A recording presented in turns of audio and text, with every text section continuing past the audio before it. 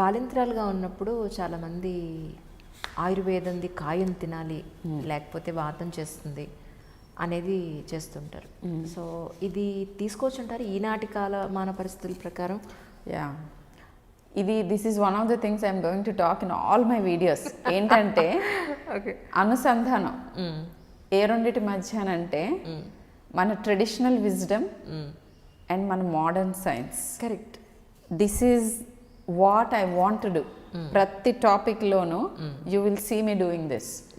ఎందుకంటే పాత ట్రెడిషన్ అని ఒకటి ఉంటుంది అండ్ ఇప్పుడు మనం కనుక్కుంటున్నది ఒకటి ఉంటుంది. యాక్చువల్గా సైన్స్ ఈజ్ అబ్జర్వేషన్స్. అంటే 1,00,000 మందిలో మనం అబ్జర్వ్ చేసింది ఒక థియరీ ప్రొపౌండ్ చేసి దాన్ని చెక్ చేసుకుని దాన్ని అప్రూవ్ చేసి చెప్పటం, ఇదే సైన్స్. ట్రెడిషనల్ విజ్డమ్ కూడా అదే. 1,000 మంది కలిసి చూసి ఇది చేస్తే మాకు ఇది అవుతోంది, సో ఇలా చేయొద్దు అని చెప్పటం and handing it down generations. But problem ఏమైందంటే మన ఏన్షియంట్ విజ్డమ్ చాలా వరకు డాక్యుమెంటెడ్ కాదు. సో ఒక నోటి నుంచి ఇంకో నోటికి మారినప్పుడు అది కొద్దిగా చేంజ్ అయిపోయి కొన్నిసార్లు రాంగ్గా హ్యాండ్ డౌన్ అయింది. బట్ డెఫినెట్గా వ్యాలిడిటీ ఉంది చాలా ట్రెడిషనల్ ప్రాక్టీసెస్కి. So if I have to give you an example, ఇప్పుడు మీరు అడిగింది ఫుడ్ గురించి. సో ఫుడ్ ఏంటంటే అన్ని ఫుడ్స్, కొన్ని ట్రెడిషనల్ ఫుడ్స్ ఉంటాయి. నేను బ్రెస్ట్ ఫీడింగ్ మదర్ గురించి చెప్తాను. నల్లకారం అని చెప్పిస్తారు, లేకపోతే వెల్లుల్లి కారం అని. వాళ్ళు ఎప్పటి నుంచో మనకి చెప్పింది ఇప్పుడు మళ్ళీ టెస్టులు చేసి మనం కనుక్కున్నాం. గార్లిక్ అంటే వెల్లుల్లి ఈజ్ అ వెరీ గుడ్ గెలాక్టోగాగ్. గెలాక్టోగాగ్ అంటే పాల ఉత్పత్తి పెంచే న్యాచురల్ సబ్స్టెన్స్. నేను ఇప్పుడు అందరికీ అదే చెప్తాను, వాట్ ఫుడ్ టు ఈట్ అని అడుగుతారు. పాలు పెరగాలంటే ఏం చేయాలి madam? This is the first question. Discharge అప్పుడు ఇమీడియట్గా బేబీ పుట్టగానే. సో వెల్లుల్లిపై 4-5 క్లవ్స్ మార్నింగ్ ఈవినింగ్ వేయించుకొని ఫస్ట్ ముద్దలో పెట్టుకుని తినండి అని చెప్తాను.